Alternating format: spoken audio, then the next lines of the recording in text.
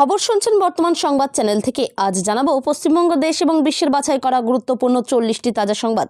শুরুতেই জানিয়ে দেব সংবাদ শিরোনাম।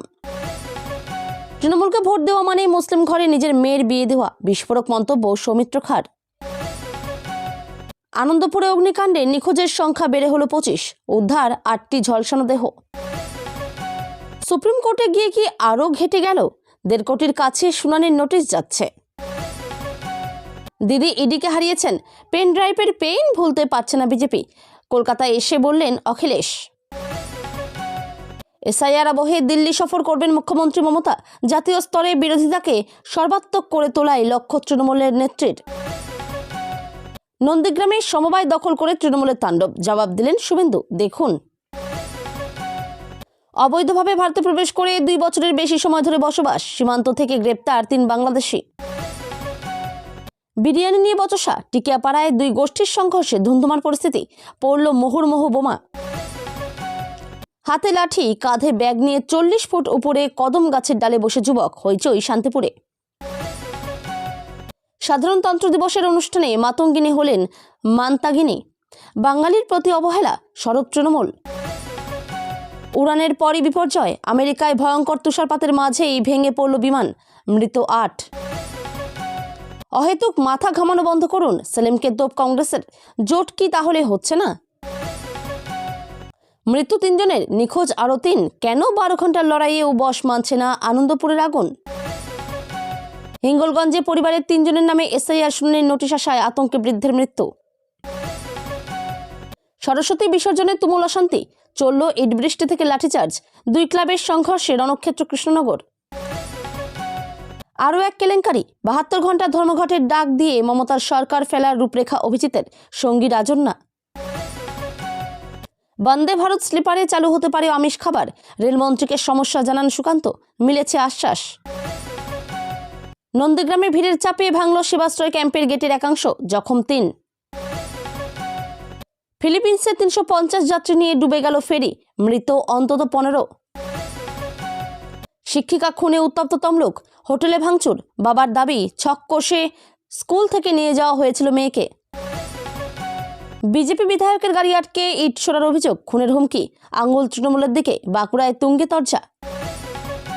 হিন্দু ঘরে ধ্বজা লাগাও, নন্দীগ্রামে সমবায় ভোটে তৃণমূলের জয়ের পরই বিভাজনের রাজনীতি শুভেন্দুর। ডায়মন্ড হারবারের সেবাশ্রয়ে স্বাস্থ্য পরীক্ষা, অভিষেক পত্নী রুজিরার, ঘুরে দেখলেন দোতলা শিবির। কোনো অবদান নেই, নোবেল জয়ী অমর্ত্য সেনকে শুভেন্দুর কটূক্তি, পাল্টা জবাব তৃণমূলের। হোটেলে মধুচক্র, এলাকায় গাঁজা মদের ঠেক, ঝাঁটা লাঠি নিয়ে জাতীয় সড়ক অবরোধ মহিলাদের। ঢাকার পুলিশ প্রধান সহ 3 জনকে ফাঁসির সাজা ঘোষণা। খাস কলকাতায় ভয়াবহ অগ্নিকাণ্ড, ঘিঞ্চি আবাসনের 3 তলায় লেলিহান শিখা, প্রাণভয়ে ঘর ছাড়লেন বাসিন্দারা। জঙ্গল থেকে উদ্ধার শিশুকন্যার নাম বর্ণশ্রী, ঠিক কি ঘটেছিল সিউড়ির অরণ্যে? সেভিংস অ্যাকাউন্টে সর্বোচ্চ কত টাকা রাখা যাবে? নির্ধারিত সীমা ছাড়ালেই দিতে হবে জরিমানা। ম্যাচের মাঝেই মেক্সিকোয় বন্দুকবাজের হামলা, ঘটনায় মৃত 11, আহত অনেকে। বিধানসভা নির্বাচন 2026, তৃণমূল হারার আতঙ্কে ভুগছে। খাস কলকাতায় বিজেপির সভামঞ্চে আগুন লাগানোর ঘটনায় গর্জে উঠলেন শুভেন্দু। এক আগুন নেভে নেই, ফের আর এক আতঙ্ক, আনন্দপুরের পর মল্লিক বাজারের 4 তলা ভবনে অগ্নিকাণ্ড। প্রশাসনের নজরে কবে আসবে এই অভিশপ্ত ঠিকানা?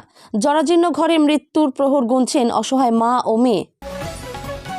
খুব চাপ, তাই দিদির পরীক্ষায় ফি নিয়ে চিল করতে চলে গেল কিশোর, 2 দিন পর ধরা পড়ল গোয়ার বিচে। সরস্বতী পুজোর বিসর্জন ঘিরে ফের উত্তপ্ত কৃষ্ণনগর, মধ্যরাতে ব্যাপক ইট বৃষ্টি, লাঠিচার্জ পুলিশের। সংবিধানকে নীরব আঘাতে ভেঙে ফেলা হয়েছে, প্রজাতন্ত্র দিবসে কড়া বার্তা দিলেন অভিষেক। সাধারণতন্ত্র দিবসের আগে বড়সড় নাশকতার ছক বানচাল, রাজস্থানে বাজেয়াপ্ত 10,000 কেজি বিস্ফোরক। নরেন্দ্রপুরের অগ্নিকাণ্ডে মৃতের সংখ্যা বেড়ে 8, উদ্ধার একের পর এক ঝলসানো দেহ। ফের নামছে রাতের পারদ, শুষ্ক আবহাওয়া রাজ্য জুড়ে, বাংলায় কি শীত ফিরছে? এতক্ষণ শুনছিলেন সংবাদ শিরোনাম, এবার আসছে বিস্তারিত খবরে। বিস্তারিত খবর শোনানোর পূর্বেই আপনাদের কাছে করব একটি ছোট্ট অনুরোধ। বর্তমান সংবাদ চ্যানেলের খবর প্রত্যেক দিন শোনার জন্য চ্যানেলটি এক্ষুনি সাবস্ক্রাইব করে নিন। আনন্দপুরে অগ্নিকাণ্ডে নিখোঁজের সংখ্যা হু হু করে বাড়ছে। সোমবার সন্ধ্যা পর্যন্ত 25 জন নিখোঁজ শ্রমিকের পরিবার স্থানীয় থানায় মিসিং ডায়েরি নথিভুক্ত করেছে। সোমবার দুপুর পর্যন্ত নিখোঁজ শ্রমিকের সংখ্যা 16 থাকলেও সন্ধ্যার পর বেড়ে দাঁড়ায় 25। থার্মোকলের গুদাম এবং মোমো কারখানার ভেতরে আগুন নিভে যাওয়ার পর ধোঁয়া কমে গেলে সোমবার বিকেল থেকে ধ্বংসস্তূপের ভেতরে তল্লাশি শুরু করে দমকল ও পুলিশ।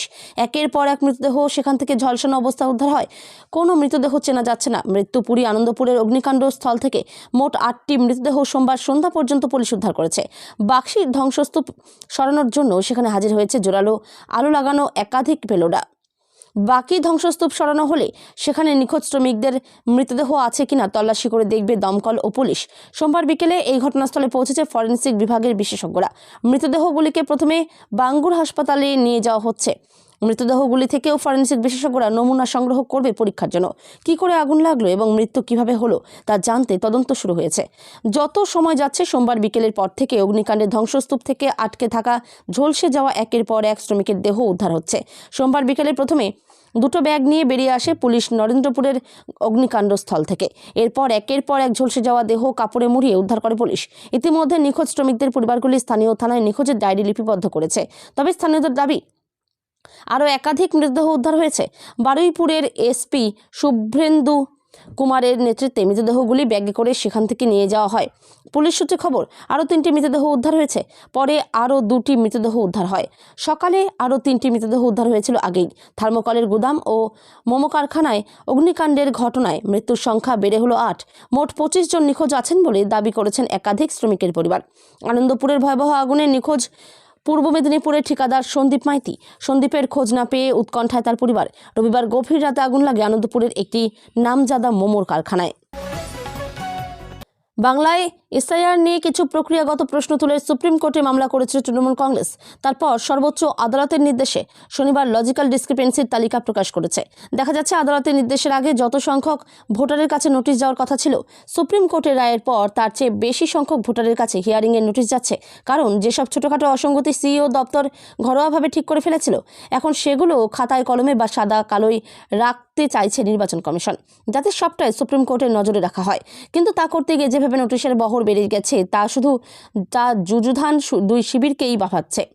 তৃণমূলের একাংশ নেতা মনে করছেন, নির্বাচন কমিশন যত বেশি সংখ্যক মানুষকে নোটিশ পাঠাবে তত বেশি সংখ্যায় ভোটার রুষ্ট হবে এবং তাতে শাসক দলের লাভ হবে। আবার বিজেপি আশা করছে এরপর লজিক্যাল ডিসক্রিপেন্সির গোটা ব্যাপারটা সর্বোচ্চ আদালতের টেবিলে থাকবে। সুতরাং কমিশনের ঘাড়ে দোষ চাপিয়ে তৃণমূলের রাজনীতি করার ও ভোট লুট করার আগাম কৌশল বানচাল হবে। কমিশনের হিসেব বলছে, সোমবার পর্যন্ত শুনানিতে হাজির হয়েছেন 34,30,532 জন ভোটার। তবে তাদের মধ্যে নথি যাচাই সম্পূর্ণ হয়েছে মাত্র 15,12,755 জনের ক্ষেত্রে। এই পরিসংখ্যান প্রকাশ্যে আসতে রাজনৈতিক মহলে শুরু হয়েছে চাপানোতর। বিরোধী শিবির, বিশেষ করে বিজেপি নেতৃত্বের মধ্যে দৃশ্যত স্বস্তি ও আত্মবিশ্বাসের সুর শোনা যাচ্ছে।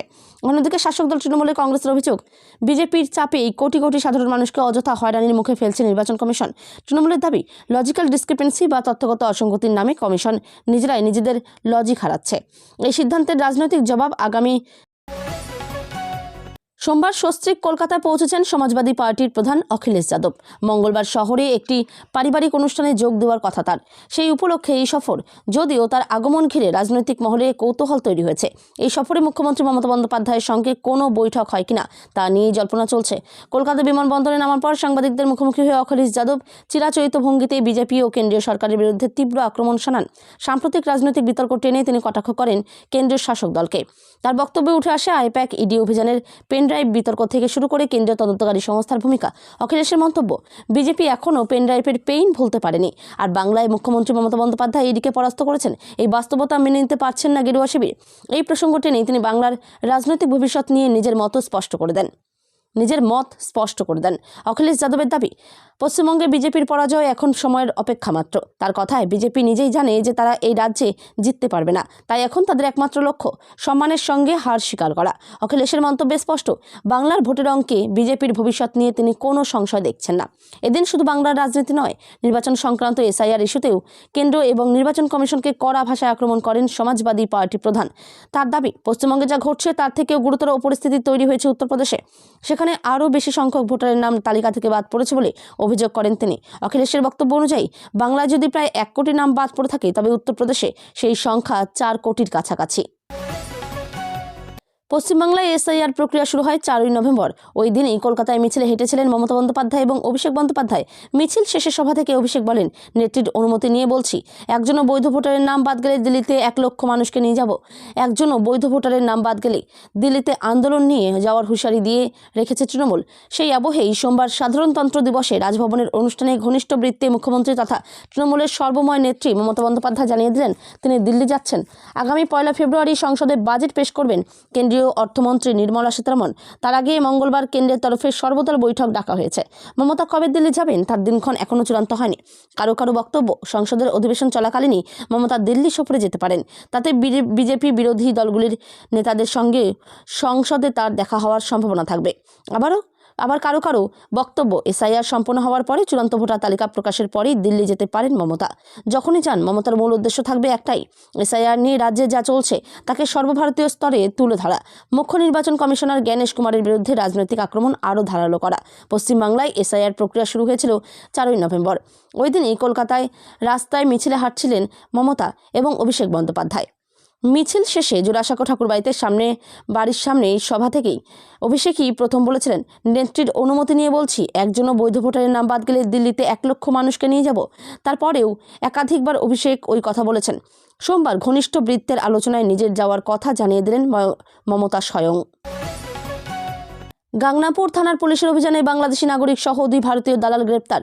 রবিবার গোপন সূত্রে খবর পেয়ে গাংনাপুর থানার পুলিশ দেবগ্রাম গ্রাম পঞ্চায়েতের গাংনাপুর গ্রামে অভিযান চালিয়ে এক বাংলাদেশি নাগরিক সহ 2 জন ভারতীয় দালালকে গ্রেপ্তার করে বলে জানা গিয়েছে। ধৃত বাংলাদেশি নাগরিকের নাম প্রসেনজিৎ মণ্ডল, বয়স 30। তিনি বাংলাদেশ খুলনা বিভাগের বাগেরহাট জেলার চিতালমারি থানার কৌরমণি এলাকার বাসিন্দা। পুলিশি জিজ্ঞাসাবাদে জানা যায়, তিনি প্রায় 2 বছর আগে অবৈধভাবে ভারতে প্রবেশ করেছিলেন এবং বিভিন্ন জায়গায় ঘোরাফেরা করছিলেন। রবিবার সকালে ভারত বাংলাদেশ সীমান্ত পেরিয়ে অবৈধভাবে বাংলাদেশে ফেরার উদ্দেশ্যে তিনি গাংনাপুর থানা এলাকায় আসেন। এই কাজে তাকে সাহায্য করছিল 2 ভারতীয় দালাল। তারা হলেন সন্দীপ মণ্ডল, বয়স 29, উত্তর 24 পরগনার দত্তপুকুর থানার বাসিন্দা, এবং অনুপ কুমার মল্লিক, বয়স 43, গাংনাপুর পশ্চিম পাড়ার বাসিন্দা। ঘটনায় গাংনাপুর থানায় সংশ্লিষ্ট ধারায় মামলা রুজু করা হয়েছে।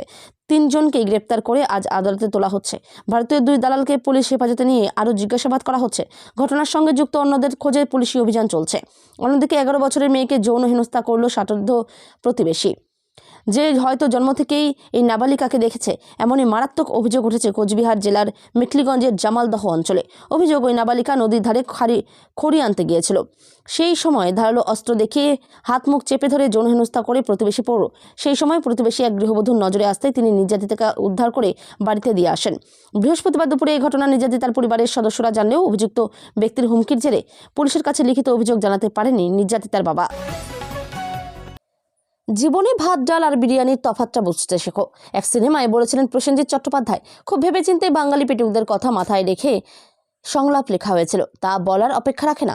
বিরিয়ানি, বিশেষ করে কলকাতা বিরিয়ানি, প্রত্যেক বাঙালির কাছে একটা ইমোশন। সেই ইমোশনে আঘাত লাগলে ঠিক কতদূর পর্যন্ত কেউ যেতে পারে তা প্রমাণ করলো টিকিয়াপাড়ার ঘটনা। রবিবার রাতে বিরিয়ানি কেনা নিয়ে বচসা হয় টিকিয়াপাড়ার একটি দোকানের সামনে। ক্রমে তর্ক বিতর্কিত পরিস্থিতি উত্তপ্ত হয়। রাতভর চলে বোমাবাজি। 2 জন জখম হন। পরিস্থিতি নিয়ন্ত্রণে পড়ে পুলিশ এলাকায় পৌঁছয়। নামানো হয় র্যাফও। বোমাবাজির নেপথ্যে কারণ শুনে তাজ্জব স্থানীয়রা। বিরিয়ানি নিয়ে এমন পরিস্থিতি হতে পারে কল্পনাও করতে পারছেন না তারা। অনেকেই বলছেন, বিরিয়ানিই তো, তার জন্য বোমাবাজি। জানা যাচ্ছে, বিরিয়ানি কেনা নিয়ে এলাকারই 2 গোষ্ঠীর মধ্যে ঝামেলা বাঁধে। হুমকি পাল্টা হুমকিতে পরিস্থিতি বিগড়ে যায়। হাতের বাইরে চলে গেলে এলাকারই কেউ পুলিশে খবর দেন। কারা এই ঘটনায় যুক্ত তা এখনও জানা যায়নি। বিরিয়ানির দোকানের তরফেও কিছু বলা হয়নি। শেষ পাওয়া খবর পর্যন্ত এ নিয়ে কোনো অভিযোগ দায়ের হয়নি। প্রসঙ্গত, বিরিয়ানি নিয়ে এমন আরেক ঘটনা কিছুদিন আগে সামনে এসেছিল। এক যুবক বিরিয়ানি বেশি খেয়ে নেওয়ার জন্য স্ত্রীর মাথা দেওয়ালে ঠুকে দেন। পরে তরুণী গিয়ে পুলিশে অভিযোগ দায়ের করেন এবং সে নিয়ে তদন্তে নেমে চমকে যান আধিকারিকরা। বিরিয়ানি এত বড় কোনো ঝামেলার কারণ হতে পারে তা বুঝে উঠতে পারছিলেন না। হাতে লাঠি, কাঁধে ব্যাগ নিয়ে 40 ফুট উপরে কদম গাছের ডালে বসে যুবক। খাবারের প্রলোভন দিয়ে নামানো হয় যুবককে। নদিয়ার শান্তিপুর থানার অন্তর্গত উদয়পুর প্রাইমারি স্কুলের সামনে সোমবার সকালে এক অদ্ভুত ঘটনায় তাজ্জব এলাকাবাসী। কাঁধে ব্যাগ, হাতে লাঠি নিয়ে প্রায় 40 ফুট উঁচুতে কদম গাছের ডালে বসে থাকতে দেখা যায় এক যুবককে। তবে ওই যুবক গাছে কখন উঠেছেন জানেন না কেউ।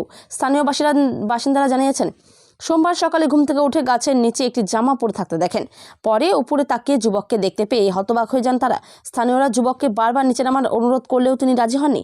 এরপর বিষয়টি শান্তিপুর থানায় জানানো হলে পুলিশ ও দমকল দপ্তরের কর্মীরা ঘটনাস্থলে পৌঁছন। যুবকের হাতে লাঠি থাকা দমকল কর্মীরা কাছাকাছি যেতে পারছিলেন না। দীর্ঘক্ষণ ধরে তাকে বোঝানোর চেষ্টা চলতে থাকে। প্রায় 2 ঘন্টার চেষ্টার পর কাছের একটি দোকান থেকে খাবার এনে প্রলোভন দেখানো হলে শেষ পর্যন্ত যুবক গাছ থেকে নিচে নামেন। এরপর পুলিশ তাকে আটক করে থানায় নিয়ে যায়। যুবকের নাম ও পরিচয় এখনো জানা যায়নি। এই ঘটনায় স্থানীয় বাসিন্দা থেকে শুরু করে দমকল বাহিনীর কর্মীরা যুবক কদম গাছ থেকে 40 ফুট উপর থেকে নিচে নামায় স্বস্তি ফিরে পান। দীর্ঘক্ষণ ধরে ওই যুবককে নিচে নামিয়ে নিয়ে আসা নিয়ে যে টানটান উত্তেজনা পর্ব ছিল তার অবসান ঘটে। সাধারণতন্ত্র দিবসে দিল্লির কর্তব্য পথে গর্বের মুহূর্তেই অস্বস্তির ছায়া। দেশের ৭৭তম সাধারণতন্ত্র দিবসের কুচকাওয়াজে পশ্চিমবঙ্গের ট্যাবলো প্রদর্শনের সময় স্বাধীনতা সংগ্রামী শহীদ মাতঙ্গিনী হাজরার নাম ভুল উচ্চারণ করে মান্তাঘিনী হাজরা বলায় তীব্র ক্ষোভ ছড়ালো বাঙালি সমাজে। কেন্দ্রীয় মঞ্চ থেকে এই ভুল উচ্চারণ সম্প্রচারিত হওয়ার পরই সামাজিক মাধ্যমে তা ভাইরাল হয় এবং শুরু হয় প্রবল সমালোচনা ও ট্রোল। কুচকাওয়াজ চলাকালীন বাংলা ভাষায় ট্যাবলোর বর্ণনা দিতে গিয়ে উপস্থাপিকা শহীদ মাতঙ্গিনীর নাম ভুলভাবে উচ্চারণ করেন। ভুলটি শুধরে নেওয়ার কোনো চেষ্টাই করা হলো না কেন, উঠছে সেই প্রশ্ন। সেই ভিডিও মুহূর্তের মধ্যেই ছড়িয়ে পড়ে নেট দুনিয়ায়। পরে এই ভিডিও প্রকাশ করে সোশ্যাল মাধ্যমে মোদী সরকারের তীব্র সমালোচনা করেছে তৃণমূল শাসক দলের। প্রশ্ন, এ কি নিছক ভুল নাকি বাঙালির ইতিহাস ও আবেগের প্রতি চূড়ান্ত অবহেলা? শহীদ মাতঙ্গিনী হাজরা, যিনি 1942 সালের ভারত ছাড়ো আন্দোলনে 72 বছর বয়সে তমলুক থানার সামনে হাতে তেরঙ্গা নিয়ে পুলিশের গুলিতে শহীদ হয়েছিলেন, তিনি বাংলার স্বাধীনতা সংগ্রামের এক অমর প্রতীক। বন্দে মাতরম ধ্বনি দিতে দিতে রক্তাক্ত অবস্থায় মাটিতে লুটিয়ে পড়া সেই মাতঙ্গিনী আজও বঙ্গবাসীর কাছে সাহস ও আত্মবলিদানের প্রতিচ্ছবি। তুষারঝড়ে কাবু আমেরিকা, তার মধ্যেই মার্কিন মুলুকে ভয়ঙ্কর বিমান দুর্ঘটনা। উড়ানের পরই আমেরিকার মেইনে ভেঙে পড়ল একটি প্রাইভেট জেট। ঘটনায় এখনও পর্যন্ত 8 জনের মৃত্যুর খবর পাওয়া গিয়েছে। রবিবার সন্ধ্যায় বিমানটি মেইনের বাঙ্গোর আন্তর্জাতিক বিমানবন্দর থেকে রওনা দিয়েছিল। টেক অফের পর বিমানবন্দরের মধ্যেই উড়ানটি মুখ থুবড়ে পড়ে। সন্ধ্যা 7:45 নাগাদ দুর্ঘটনাটি ঘটেছে। বিমানটি ভেঙে পড়ার পরই বিকট শব্দে বিস্ফোরণ হয় এবং আগুন লেগে যায়। কালো ধোঁয়ায় ঢাকে গোটা এলাকা। সঙ্গে সঙ্গে ঘটনাস্থলে পৌঁছয় পুলিশ, দমকল এবং উদ্ধারকারী দল। বিমানটিতে চালক সহ মোট 8 জন যাত্রী ছিলেন। দুর্ঘটনার প্রত্যেকেরই মৃত্যু হয়েছে, কিন্তু কী কারণে বিমানটি ভেঙে পড়ল তা এখনও স্পষ্ট নয়। ইতিমধ্যেই ঘটনার তদন্ত শুরু করেছে সে দেশের সংশ্লিষ্ট কর্তৃপক্ষ। জোট নিয়ে দ্রুত সিদ্ধান্ত নেওয়ার আহ্বান জানিয়ে গত কয়েকদিন ধরেই কংগ্রেসকে লাগাতার আক্রমণ করে যাচ্ছিলেন সিপিএমের রাজ্য সম্পাদক মোহাম্মদ সেলিম। এবার পাল্টা আক্রমণ শানালো কংগ্রেসও। নাম না করে সেলিমের উদ্দেশ্যে বলা হলো, অহেতুক মাথা ঘামানো বন্ধ করুন। জানিয়ে দেওয়া হলো, কংগ্রেস নিতেই তার সিদ্ধান্ত নেবে এবং তা সময় মতোই নেওয়া হবে। বিধানসভা ভোটের আর মাস দেড়েক বাকি, কিন্তু এখনও জোট নিয়ে কোনো উচ্চবাচ্য নেই কংগ্রেসের অন্দরে। তার মধ্যে সিপিএম এবং কংগ্রেসের মধ্যে যে ভাবে তীক্ষ্ণ বাক্য বিনিময় শুরু হয়েছে তা অনেকেরই অনুমান হয়তো এবার জোট হবে না। কংগ্রেস যে এবার জোট গড়ার লড়াইয়ের চেয়ে একা লড়তেই বেশি আগ্রহী তা আগেই বুঝিয়ে দিয়েছেন প্রদেশ কংগ্রেস সভাপতি শুভঙ্কর সরকার, কিন্তু সেই সিদ্ধান্তও এখন স্পষ্টভাবে জানায়নি কংগ্রেস। তা নিয়ে আপত্তি বামেদের। তাদের বক্তব্য, কংগ্রেস যদি জোট করতে নাও চায় তাহলে সেই সিদ্ধান্ত কেন জানিয়ে দেওয়া হচ্ছে না। এ নিয়ে প্রদেশ কংগ্রেস এবং দিল্লির কংগ্রেস হাইকমান্ডকেও আক্রমণ করেছেন সেলিম। কোনো দিল্লি হিল্লি চলবে না বলেও মন্তব্য করেছেন তিনি। সাম্প্রদায়িকতার বিরুদ্ধে কংগ্রেসের জোটবদ্ধ লড়াই রক্ত ঝরানোর ইতিহাসে লেখা আছে। দেওয়াল লিখন কিংবা পোস্টারে নয়, আমাদের দল প্রকৃত অর্থেই অভ্যন্তরীণ গণতন্ত্রে বিশ্বাসী। থিসিস অ্যান্টিথিসিস থেকে সিনথেসিস, এটা আমরা বাস্তবিক অর্থে প্রয়োগ করে দেখাই। তার জবাবেই প্রদেশ কংগ্রেসের মুখপাত্র অশোক ভট্টাচার্য সমাজ মাধ্যমের পোস্টে লিখেছেন, কংগ্রেসের সিদ্ধান্ত কংগ্রেস নেবে, অন্য কেউ নয়। কংগ্রেস মানুষের কাছে দায়বদ্ধ। আমরা আঞ্চলিক দল নই। জেলা, প্রদেশ, দিল্লি, কেরল নিয়ে অহেতুক মাথা ঘামানো বন্ধ করুন। সাম্প্রদায়িকতার বিরুদ্ধে কংগ্রেসের জোটবদ্ধ লড়াই রক্ত ঝরানোর ইতিহাসে লেখা আছে। দেওয়াল লিখন কিংবা পোস্টারে নয়, আমাদের দল প্রকৃত অর্থেই অভ্যন্তরীণ গণতন্ত্রে বিশ্বাসী। থিসিস অ্যান্টিথিসিস থেকে সিনথেসিস, এটা আমরা বাস্তবিক অর্থেই প্রয়োগ করে দেখাই।